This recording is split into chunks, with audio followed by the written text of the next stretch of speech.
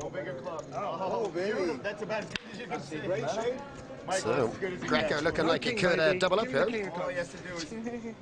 Well, fade two. You've got 2 outs. 2 outs. Michael seems very excited about this. This is only going to get him back to 5,200, though. He's going to need quite a few more chips than this if he's going to win the Irish Open this year. Very true. I think maybe he needs to be thinking about how he's going to start accumulating some chips. He perhaps let himself ante a little bit too low before he found this hand to put it in with. I think that might be a weakness in his game.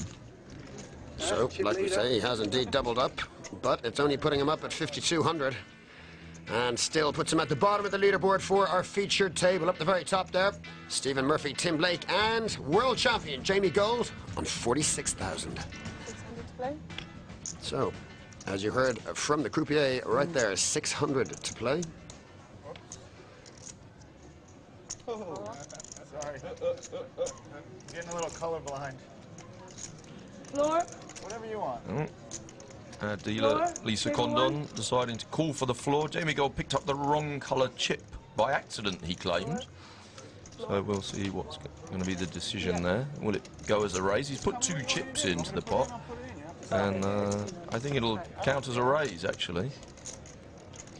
They've managed to sort it out between them. Yeah, I think he just agreed to put it in. 1,500 play. I'm going to change my hand.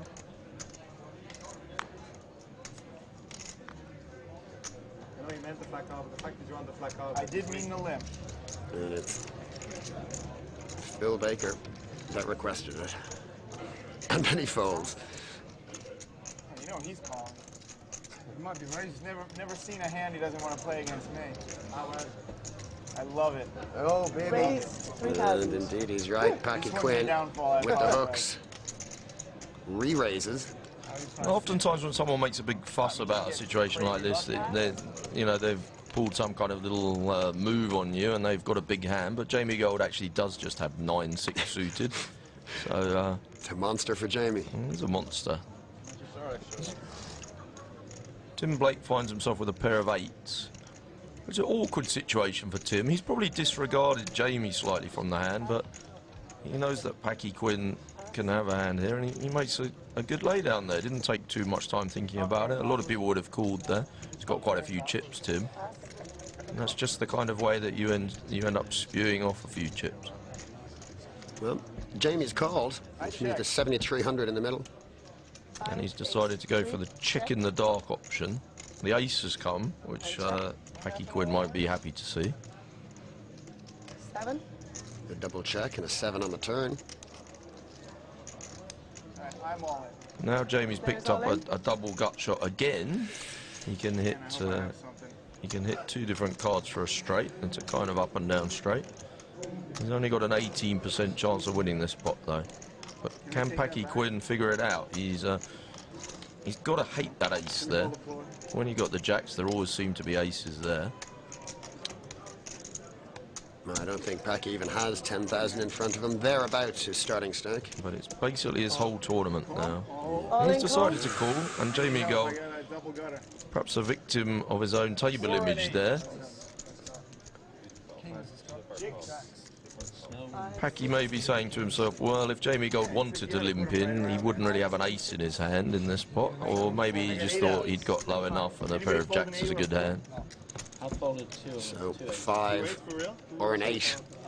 4 or an 8. 4 or an 8. Excuse me, 4 or an 8. Yeah. I'm going to get lucky, I'm going to get lucky. Can he? Nice hand, sir. Not this time. King of spades falls in the river. And Jamie seems to be hemorrhaging chips. Well, he's always going to be in and out of action, Jamie, isn't he? He loves to play pots. When you're chip leader, you...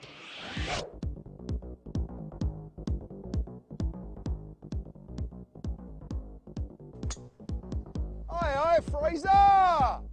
I've heard the trick with this golf is negotiate the handicaps first, then hit the ball.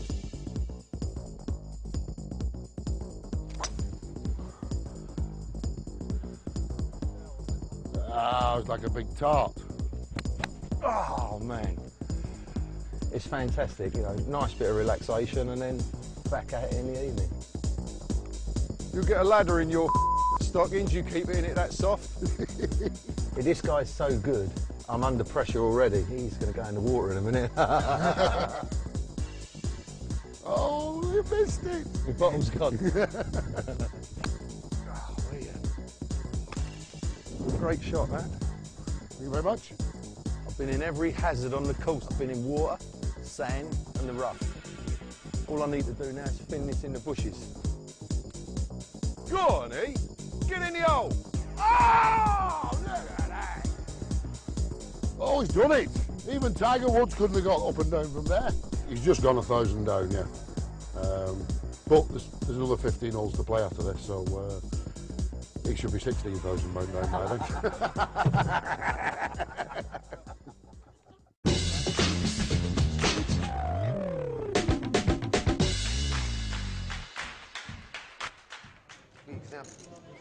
So, welcome back to our featured table blinds. 3 and 600. 600 to play.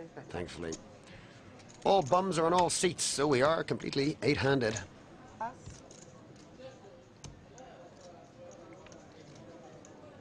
And not the most talkative of tables, it has to be said, Neil. Well, it's tense times now, isn't it? I guess the blinds are up to 300, 600. There's a bit of anti-money there. If you haven't really done much to get above your 10,000 starting stack, it's starting to look a bit ropey for you. Anyone that's down to sort of 6,000 or 7,000 is really on a knife edge most hands. And they've got Jamie Gold to do the talking for them. They don't really need to contribute much with him there.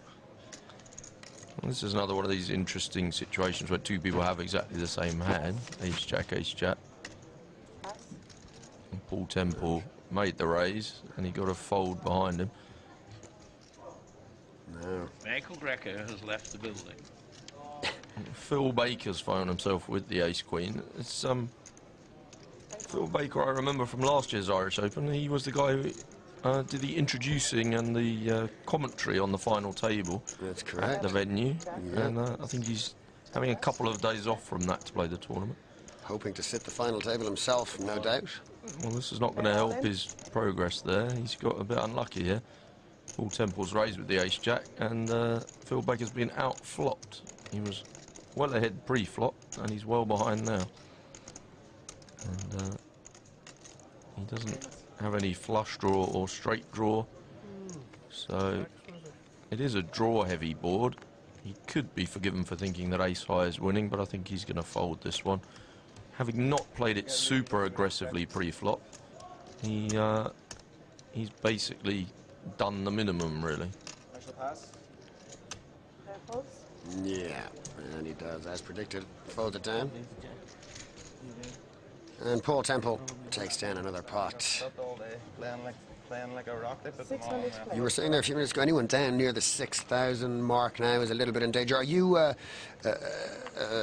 agreeing with the 10 times your big blind is kind of the cutoff point where it's all in or nothing? Yeah, I actually, I'm much more likely to go all in than most players, actually. Take all the skill out of it, I say. I think a lot of people make themselves very tricky decisions in these situations. They get themselves down to 4, 5, 6, 7, 8,000, and they try and raise to 1,600, 1,700 and then give themselves a tough decision. I don't really want anyone to call in that situation. If I find a player behind me like Jamie Gold, I'm just going to bet the absolute maximum I can bet, and if he calls me, I'm going to hopefully wait until I've got a reasonably decent hand to do it, and I'll get a chance to get a full double up. Yeah, I think 10 big blinds is a reasonable cut-off point for that, definitely. Well, Neil, last year you took home the silverware from this very tournament. You won it and took it down. How many all-ins do you reckon you went through in the 4 days? Hundreds. Hundreds. I was all in most hands, it felt like. I was actually low stack for a long way in the tournament. I think I only had 42,000 when the blinds were 5,000, 10,000 with 35 people left. So it was, yeah, I had to survive quite a lot of luck. And do you think you've cracked the key to winning the Irish Open? I certainly cracked it that year. Next year, you should try it again. I'd like to try again. It was a lot of fun, I can tell you that. I don't deny it for 1 second. Here we go. We're going to see a flop. King, deuce, 9. Jamie has hit top pair. They're all in. And There's his two favorite Make it words. fall like the gentleman with Yeah, underpair. yeah. With the underpair, I'd love it.